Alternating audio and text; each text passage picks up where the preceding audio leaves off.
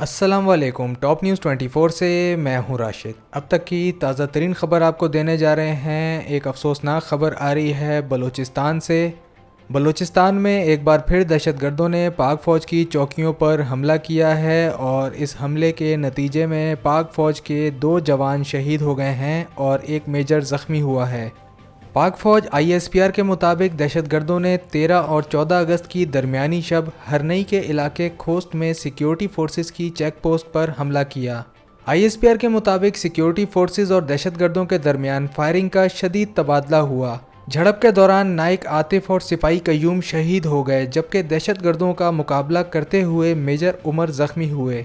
ISPR के मुताबिक दहशतगर्दों के हमले को कामयाबी से पसपा कर दिया गया और फरार होने वाले दहशतगर्दों का ताक़ुब करीबी पहाड़ियों में किया जा रहा है। ISPR का मजीद कहना है कि 75वें यौम आज़ादी के मौके पर सिक्योरिटी फोर्सेस कौम के शाना बशाना खड़ी है। टॉप न्यूज़ 24 से फ़िलवक्त इतना ही। अगर आपने हमारे चैनल टॉप न्यूज़ 24 को अभी तक सब्सक्राइब नहीं किया तो सब्सक्राइब करके बेल नोटिफिकेशन पे क्लिक ज़रूर कर दें। इससे हमारी आने वाली हर ब्रेकिंग न्यूज़ सबसे पहले आप तक पहुंच जाएगी।